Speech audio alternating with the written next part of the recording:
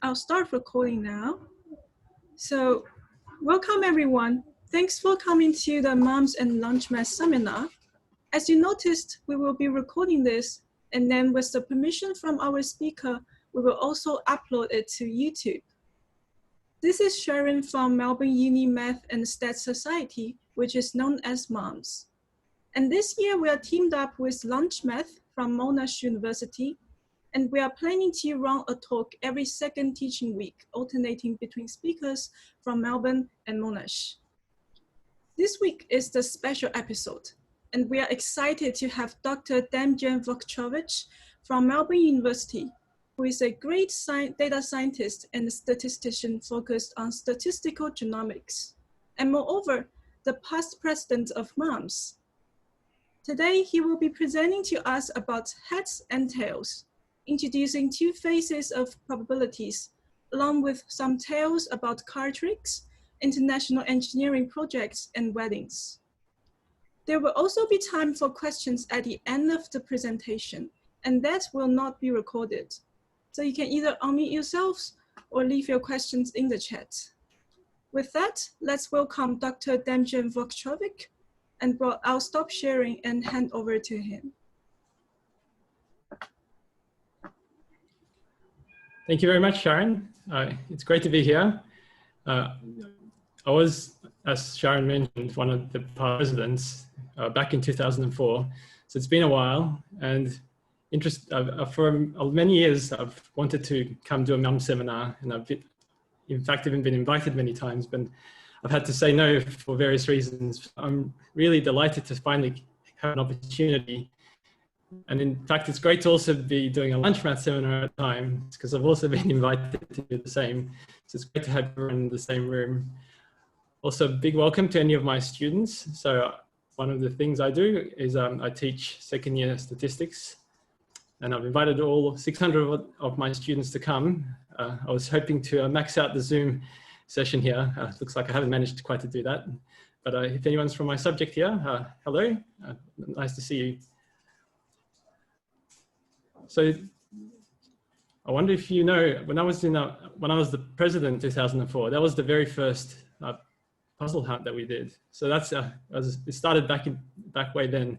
That was also the year that Julian Assange was past president with me. So it was an interesting time. So yeah, if you want to ask me questions about that too, I probably won't be able to remember very much, but feel free. So today I wanted to tell you a bit about probability. So my work is in statistics, and we use probability quite a lot. So it's important to understand it. And actually what I want to do today is to have a sort of an easy, lighthearted take on some of the important aspects of how we apply probability in real life.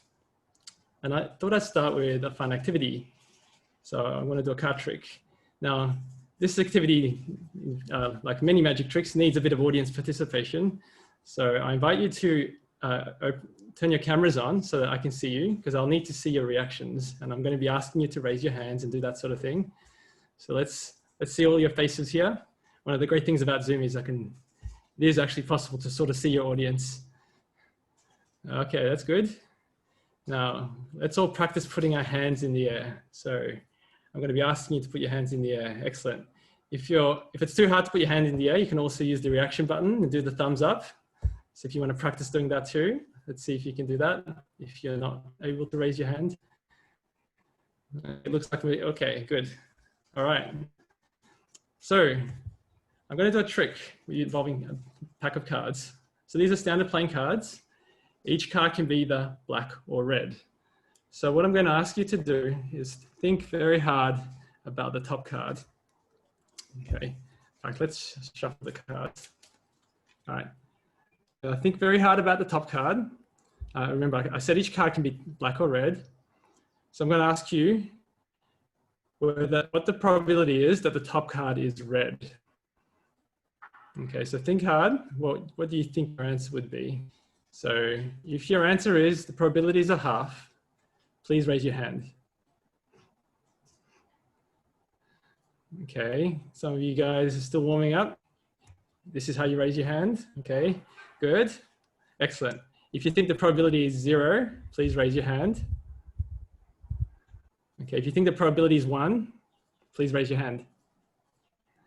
Okay, good. All right, we understand how this works. Good. So now I'm going to look at the top card. And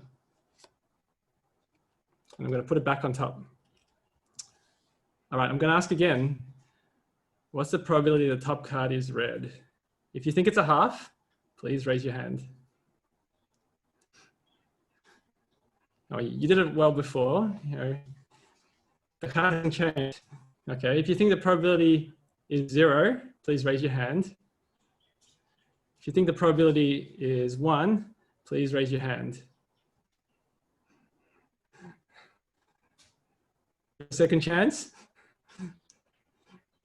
If you think the probability is a half, please raise your hand. Okay. If you think it's 0, please raise your hand. If you think it's 1, please raise your hand. Not looking very carefully. Some of you are. Okay. Looks like some of you have changed your answers. The card hasn't changed. What's going on here? Well, let's have a look at the card. Okay, I'm going to put it back on top. So have a good look. Okay, it's back on top. I'll ask again, what's the probability the top card is red? If you think it's a half, please raise your hand. If you think it's 0, please raise your hand. If you think it's 1, please raise your hand. Okay, some of you have definitely been changing your answers. Okay, that was all a bit too easy. Shall we shuffle and try again? Let's shuffle the cards. Okay, we're going to do it again. All right, got the top card. Think very hard about the top card. All right, so what's the probability that the top card is red? If you think it's a half, please raise your hand. Okay, good. If you think it's 0, please raise your hand. If you think it's 1, please raise your hand.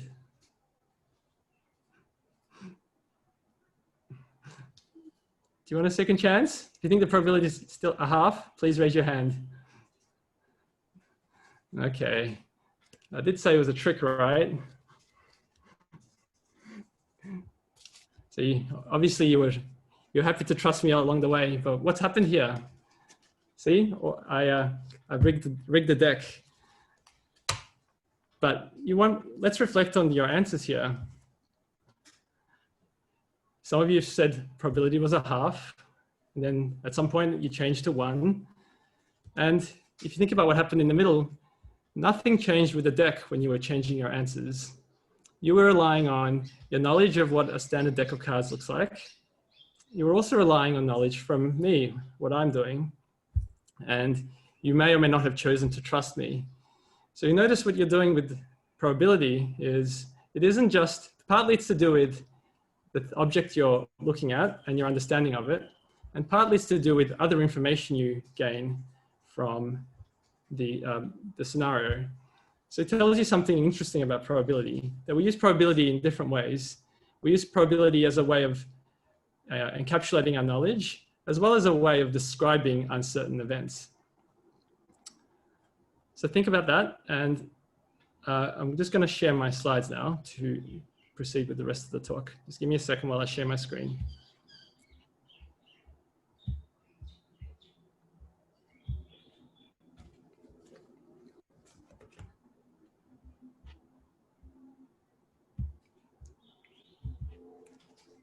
Okay, so I hope you can see my screen. Sharon, can you see my screen? Yeah, I can see it. Okay, excellent. Good. All right, so let's think about probability. So I want to describe 2 different ways in which we use probability. So one is the way that you've probably learnt about at school. Sorry, I'm just going to adjust something here. All right. So, and that's to do with things like coin flips. Okay.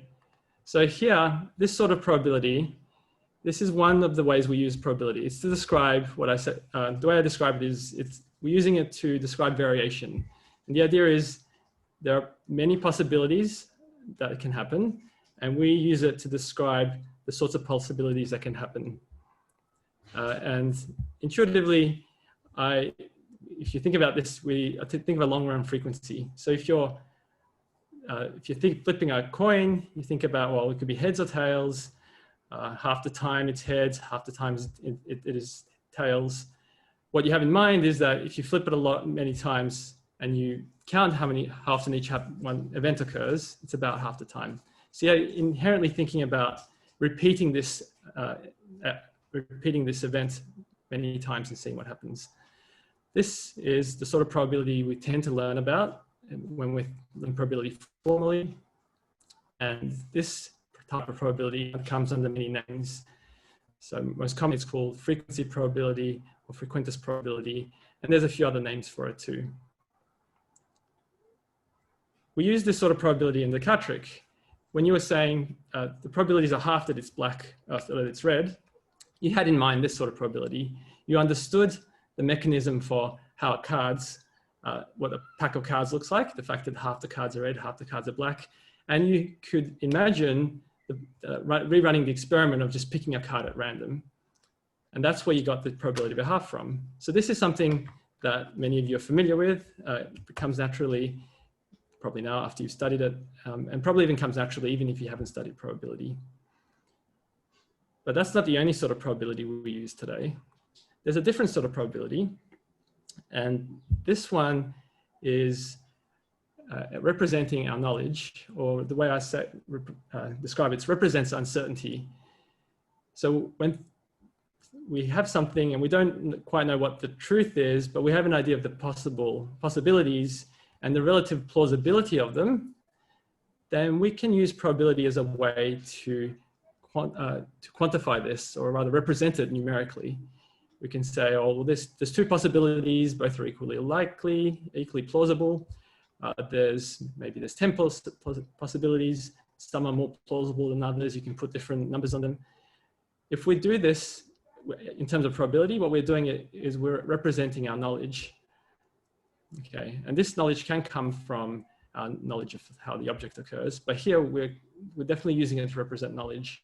And that's different to representing, having an idea of a long run set of events. This can even represent one-off events. This sort of probability also has many different names: epistemic probability, Bayesian probability, and others too.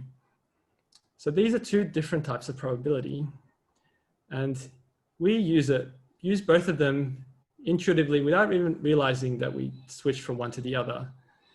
And as you saw in the experiment with the card trick, you seamlessly went from one to the other without probably too much thought. This is quite natural to us. But it's worth understanding that there are these two different uses of probability. And these two different uses, the distinction between them actually matters. And I'll explain a little bit in a minute about how we use statistical inference and how these two different types of probability enter into usage there. Before I do that, I just want to point out a key difference here.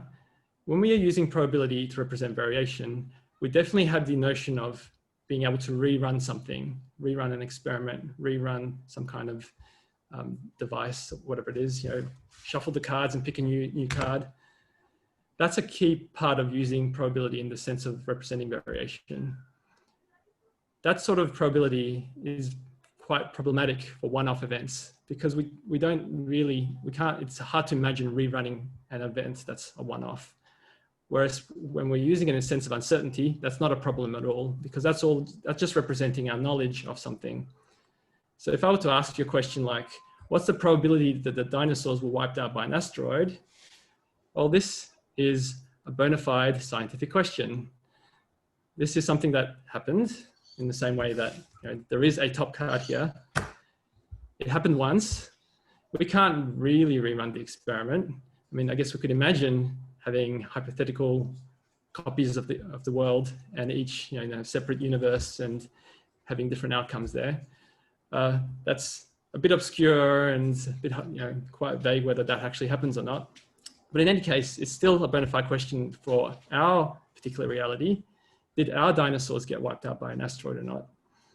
And you can say that in a probability way. You can say, what is the probability that this happened? And when you state it that way, I think most people won't think of it as a controversial question. They won't say, well, it either happened or it didn't, so therefore the probability is 1 or 0. That's a valid statement too. It is true that it either happened or it didn't, and therefore the probability is either 1 or 0, but only if you have a strict notion of using probability only in the variation sense. That's not what we mean when we state this question though. What we really mean it is in an evidential sense. You know, what's the plausibility of this statement given the evidence we have? And this can vary as we amass evidence. As we do more archaeology or paleontology and discover things, this probability can change. And what's changing isn't whether or not the asteroid actually came. What's changing is what we know about this event. So really this probability is reflecting our knowledge. So let's talk about statistics. So when I teach statistics, I usually start with a diagram along these lines to explain what statistics is all about. And what it's all about is ultimately understanding the world around us. So on the left here, we've got a depiction of the world. And in that circle, I want you to imagine any sort of question you might have about the world. So any unknown property of the world that we want to study. And the way we study it is by observing the world and collecting data. And data is our window into the world. So the data somehow represent the question or is somehow related to the question of interest. So just to make it a bit more concrete, let's think about some property of the world that might be of interest. So for example, amongst all of you, some of you probably prefer tea over coffee and some of you prefer coffee over tea. What proportion of you prefer tea? Well, that's a property of the world. I don't know what the answer is. I could try to answer it. I could do a census, which is asking everyone, and then I'll know the answer for exactly. But typically we don't do that. That's very expensive. Typically we do things like a survey or a sample of the real world. So just look at a small portion of it and we measure or record our observations. And that's what data are. So it's some kind of recording of the world. So I could, for example, pick 3 of you at random and ask you, do you prefer tea or coffee? Or I could ask 5 or 10 of you and I'll get some kind of responses. So that's our data.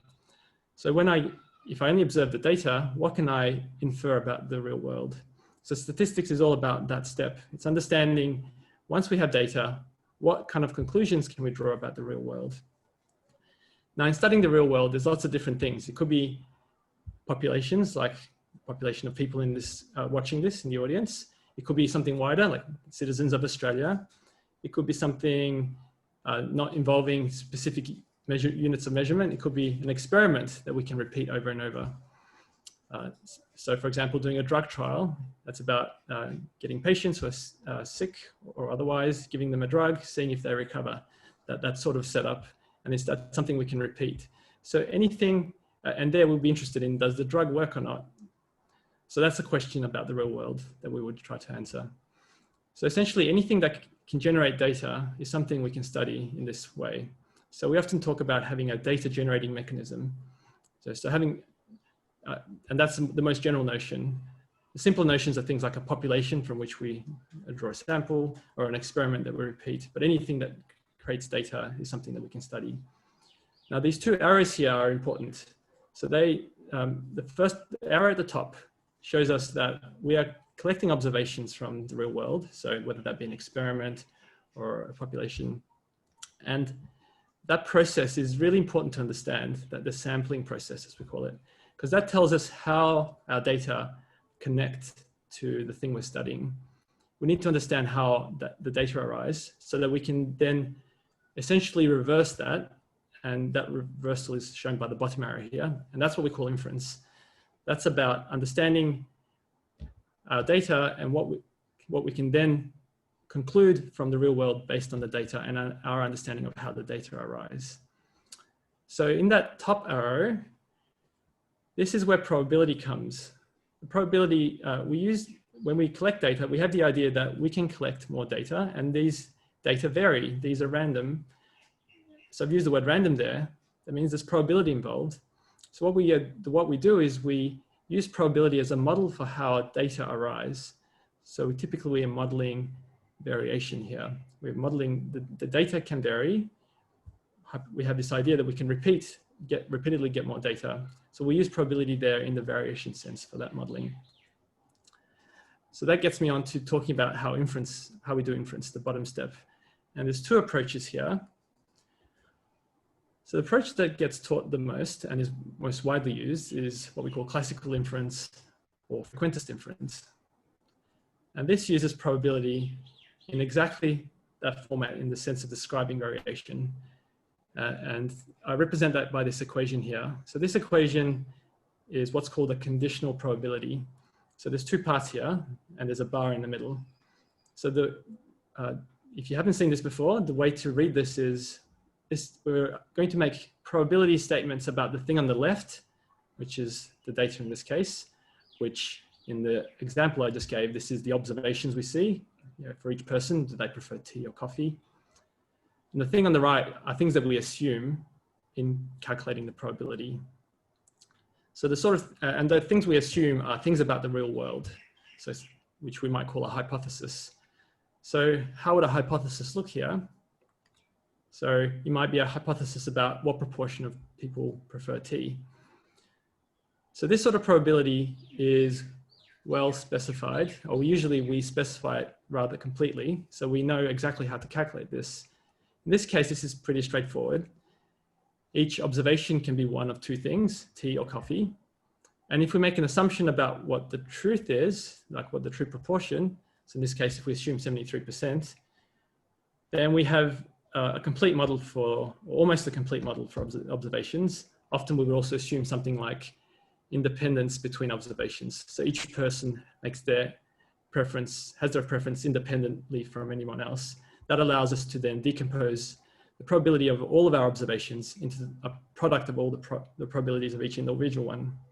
So if you've learned about independence, you know what I'm talking about. Basically, it means that we can calculate exactly what this probability is. So just to spell it out, probability of observing tea is 0.73, and the probability of observing coffee is 1 minus that, which is 0.27.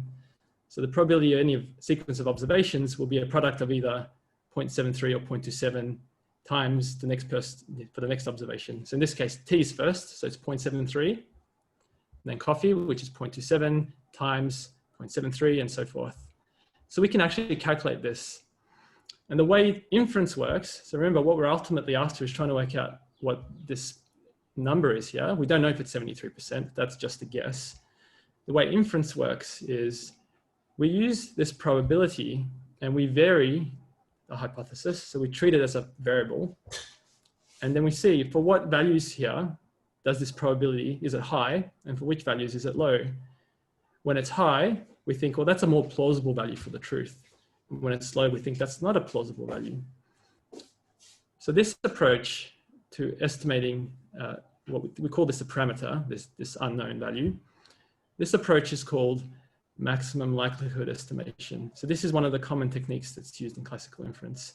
And in fact, this function here, this probability that we've specified, this is called a likelihood function. Okay, so inference in classical inference is often based on the likelihood function. And you'll notice how we're using probability here, it is completely to describe variation. We're describing variation in the data, in the things we observe. And this makes sense, easy to understand. And it's all, and we have this idea that we can repeat the process of observing more data. So it's definitely clearly to do with variation. And in classical inference, that's it. We only use probability in that variation sense. Now there is an alternative approach to inference, which is called Bayesian inference. And here we look at probability statements that are the other way around. So here we want to say, what's the probability of the hypothesis given the data? So we treat the data as something that is true. So we know we've observed this. These are exactly the observations we've made. Given that, what can we say about the hypothesis, the thing that the property of the real world? And in many ways, this is probably a more natural way to ask, or the way someone would naively ask the question, like, well, you're studying the real world, tell me a conclusion about the real world. Well, in Bayesian inference, we state such conclusions more directly by a probability. So we state our conclusions directly using probability. And when we do so, we're necessarily using probability in an evidential way. We're using it to represent our uncertainty or certainty, hopefully certainty if we have enough data, about properties of the world, so about hypotheses. And in order to do that, we need to actually put in different types of probabilities together. And we do that using Bayes' theorem. So here's Bayes' theorem written out. You'll notice here in Bayes' theorem, we've got what I call the likelihood function. So that's one of the things that makes an appearance, but there's also other parts. So in particular, this bit here, so probability of the hypothesis. And this is probability of hypothesis before you see any data. Now, I won't go into detail about how you set all these things up. The key point is here, we use probability in two different ways and we mix them together. There is a probability that describes variation, and that's the likelihood function part. That's this bit here at the top left. And then there's probabilities of hypotheses, and those are necessarily, typically representing uncertainty.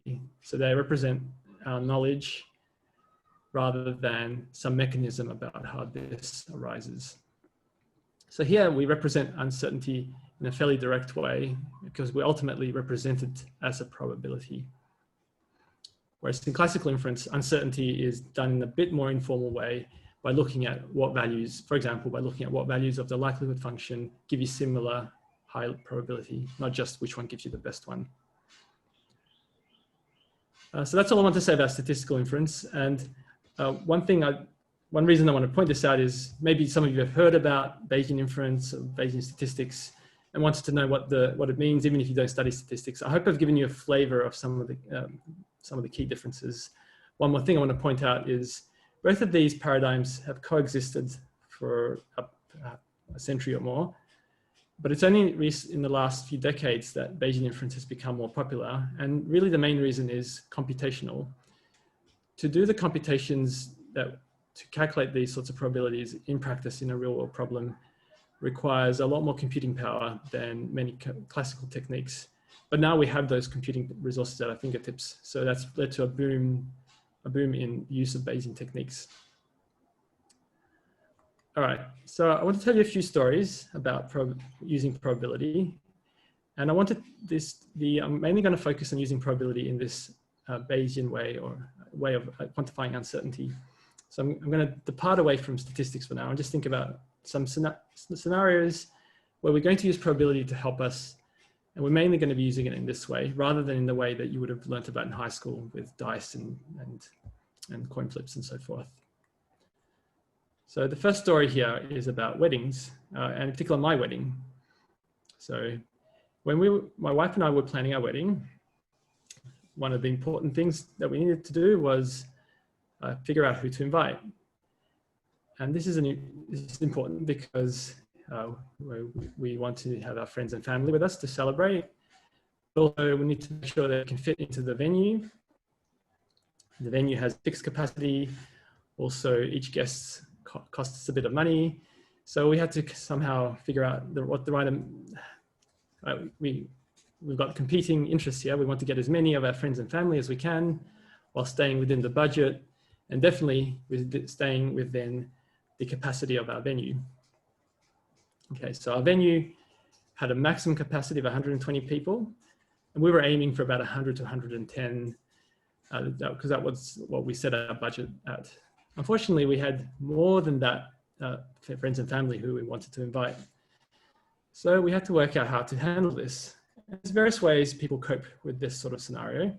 Some people have a tiered approach to their invitations. Perhaps they have the people they definitely want there, so the A-list, so to speak, and then perhaps a group of people who they would love to have them, but if they can't make it, no big, not as much of a problem, so that a B-list. So you could do 2 rounds of invitations. So that's one approach. Another approach is simply to say, well, we've only got a budget, we have to stick to a small number of people and just, for example, do away with the B-list. Another approach is to say, well, let's just invite them all and hope for the best. But if, in case lots of people respond that they can come, we'll deal with it at that point, and then have set some money aside in case that happens. Yet another way is perhaps we can call people on our A list first to see if they can come, and then if many of them can't, then we know we can invite people on the B list. So then just that way we know we can be safe to invite everyone. We didn't really want to do any of these. These options felt either a bit risky or a bit unfair or just too much trouble. We really wanted to just have one round of invitations and feel pretty confident that this is going to work out for us. So how can we do this in a way that is hopefully not so risky? So we knew that some of our guests were not likely to make it because they were halfway around the world. It's a bit of a trek to come all the way to Melbourne. It's quite expensive. So there was a good chance that many of them wouldn't make it. So what we did was we looked at our list and we put people into groups. We said, okay, here are the people we think definitely will make it.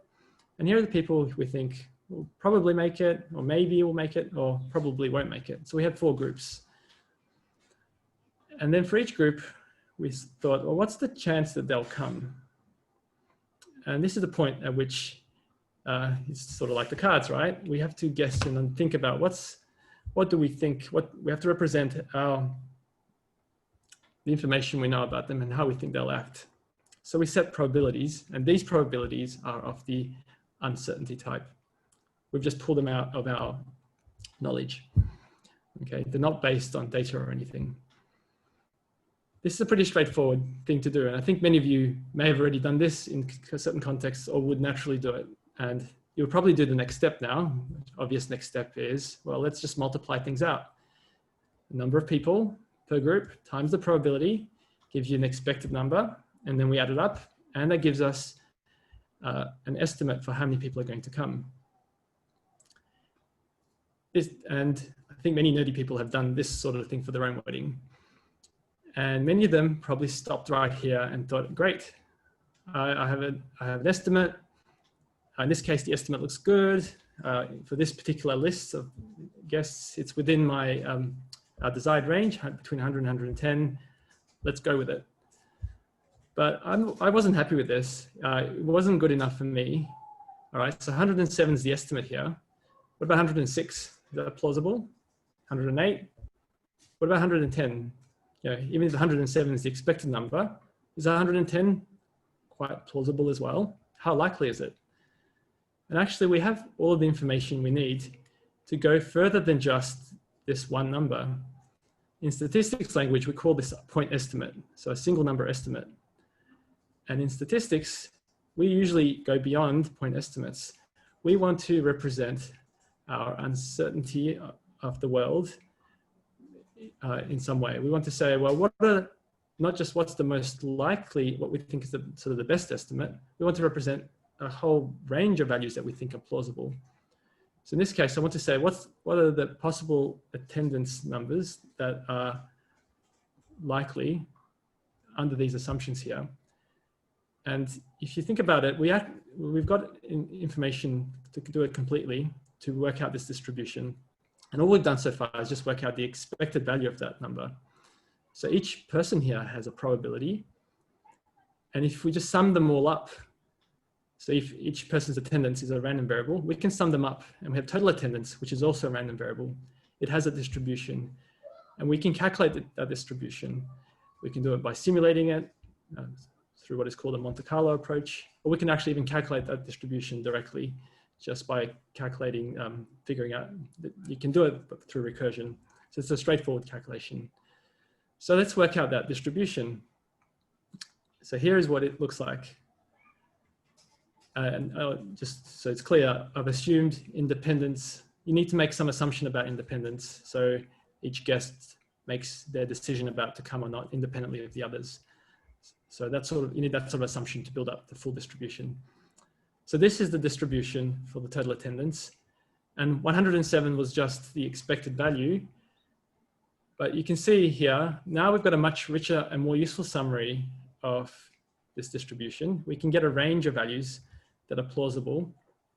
And so here, the range we worked with was between 102 and 113. This range was sort of the most likely set of values. Getting higher or lower than that was not very likely.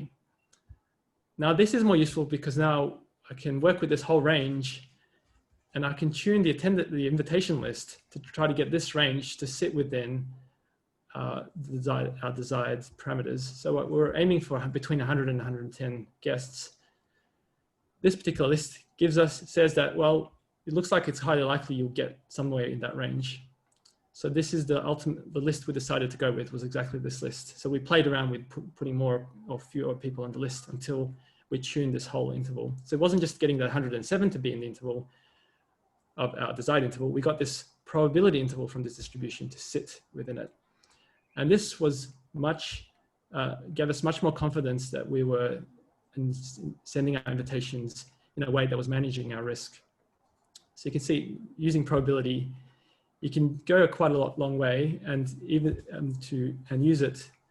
And here it's all about using in this manner of uncertainty. And it goes beyond what you might have thought to do just initially, which is get the expected number. So that's what we did.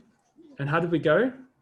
So it turns out we got 105 guests in the end. So it's one of the values here that turned out that was under our model, was the plausible one. So that's good. We got our outcome that we desired. Actually, a bit more than this happened.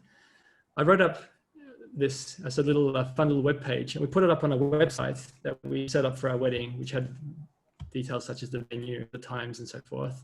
And I thought it was just a fun little article to put on there. And many of our guests wrote back and said, "Oh, I loved your website, and I really liked the page about your probability modeling. That was awesome." And I thought, wow, okay. I thought it would be sort of too geeky for most people, but I guess my friends are a bit geeky too, so maybe not surprising. So I decided to write it up for a magazine, and it was published in a magazine called Significance. And this was picked up by Tim Harford, who you might know as the undercover economist, who hosts a radio show on BBC, and he actually interviewed us. He liked my article, and he interviewed the both of us, so my wife and I, on the radio, and the BBC even put up an article online. So that was all fun, and I thought, okay, well, that's great. So you can do this sort of thing for things like your wedding, pretty low stakes, no big deal. But then interestingly, in the same magazine, in a different issue, I ran across an article that was about a much higher stakes project where they basically did the same sort of thing, where they used probability, where basically using essentially made up numbers in a way to manage a multi-million-dollar project. So this is that article. It's called, "Will the Big Machine Arrive?" So this is about building tunnels. It's a big engineering project in Miami to build some underground tunnels for some roads. And the big machine here refers to this. This is known as a tunnel boring machine, it's a TBM. TBM, I think much better stands for the big machine. And these things are massive. You can see these are multiple stories high. If you see those two people at the bottom. We have 3 such machines under Melbourne right now, creating tunnels for the Metro Tunnel project. And these things, not only are they massive, they're massively expensive. And you can't just go buy these off the shelf. These are very, very specially designed instruments. This particular one was made in Germany. So they had to get this machine from Germany to Miami to build the tunnel. And this isn't a mean feat. Like there's many, many steps along the way, all of which come with some uncertainty. You have to create the machine, assemble it, put it on a ship. The ship has to make its way across the Atlantic. You have to assemble the machine there. So there's lots of these steps. And if you're planning this sort of project, you want to have some sense of when things are going to happen so that you can get your funding in order. You can get other parts of the project happening at the right time. So you need to get some estimates of when things are going to happen. So how did the engineers do this? Well, same way I did it for my wedding. So by the way, here's a map of the project. It's just in Miami. I think we'll just skip on to the fun bit, which is the probability. So if for every step along the way, here's what the engineers did. They said, okay, well, the step, all right, let's say the ship going from Germany to Miami, how long will that take? Well, based on our experience, we think it'll take some amount of time. So they end up with, they'll think of what the most likely time is. And then they'll also come up with some kind of minimum and maximum. And based on those three numbers that are essentially just based on the engineer's experience, they come up with a probability distribution, and they use a triangular distribution pictured here. So there's a peak at the most likely, and it goes down to 0 at the minimum and maximum. So the picture here is what's known as a probability density function for this time, which is a continuous random variable. If that didn't mean anything to you, all you need to know is that this is a fairly simple probability distribution. And it's based on three numbers the engineer just make up. And this is used as one of the components in this probability model that they put together for each step. So every single step in the project, they do this sort of guesstimate. And that then allows them to calculate a distribution of how long it'll take to get the machine in place in Miami. So you do this sort of Monte Carlo estimate again by, for each step here, you've got a distribution and you can sum them all together. And you end up with a distribution in the same way that ended up with a distribution. So here it's a distribution on the date at which the machine will be in place, just like we had a distribution for the number of guests. And that then allows them to plan with a little, with extra confidence about when things are or aren't likely to happen. So they'll certainly know things like, well, we can't pin this time down to a specific week, but we can probably pin it down to within plus or minus 3 weeks. So that's really helpful if you're trying to plan these sorts of projects. And ultimately, these numbers are just probabilities that represent the uncertainty of the engineers, so their knowledge. So this sort of technique is used for bona fide large projects, not just for simple little weddings. So here's as a similar example to the our wedding one. If you might have been in a scenario where you've booked a hotel or booked a flight, and you've come and they've said, "Oh, sorry, it's booked out," and you'll think, "Oh, but I booked a ticket." Well, both of these businesses regularly overbook because they know there's a large number of people who just don't show up. So just like for our weddings, we overbooked our wedding, but we managed the risk because we knew we thought we'd get a decent estimate for what the no-show rate will be. Well, airlines and hotels do the same, except they have a much more information at their fingertips. They have been doing this for a long time, so they have much more certainty over what the likely overbooking no-show rate is. So they're in the scenario where they can do this sort of modeling, but using both types of probability. They've got data to work with, and they're repeating this over and over again. So it's not just a single wedding, like for me, they are running flights all the time. So they can set up statistical models where they use data and start modeling this no-show rate, and they'll be not having to rely on just knowledge that we come up with out of our experience, out of our heads, but actually using data and modeling it more directly. So modeling variation. So you can see how this sort of thing can be done with both types of probability. It just depends on where your information is coming from. So I hope you've enjoyed this talk, and I hope it's helped you think about the way you use probability and the fact that you use both types of these probabilities naturally. And sometimes you may have been confused about something. You might think, oh, okay, the probability of this, did I use that correctly? Did I state that probability right? And you may have been confused because you're thinking about probability in one sense, but you're actually using it in another, and that confusion has stumped you. Although usually this only happens for people who study probability and are fixed to one way and haven't realized about the other. For people who just use it naturally, informally, in layman's terms, we seamlessly flip from one to the other without too much thought. But now that you've seen that we have these two different ways, you can thoughtfully reflect on them and understand which one you use if it matters. And typically they only matter if you're doing statistics or something. The other thing I hope you've taken away from this is that we can use made up, quote, probabilities in a practically useful way to help us formalize our thinking when we have to make decision making without all the information. Often we do have to make decisions and we don't have all of the evidence at hand. So we have to make a judgment. Often our judgments are just instinctive, and there we're doing some of these calculations in our heads, not necessarily explicitly, but we are trading off ideas of risk and uncertainty. Sometimes it helps us to make these explicit, like it did for our wedding example, and to use the mathematical tool of probability to calculate these out and turn these into numerical statements. Even if these numbers are made up, the fact that you have to write them down, make them explicit, is still helpful for letting you think through your thoughts and think through your decision, and ultimately help you give a bit more confidence into what does and doesn't matter on your decision, and therefore make your decision with more confidence even under uncertainty.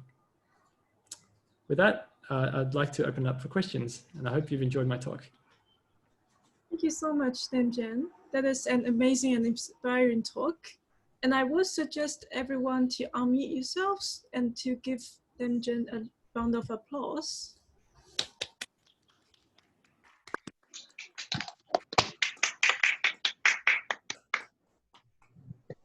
Yeah, and sorry, I'll now stop recording, and I think we still have some time for questions.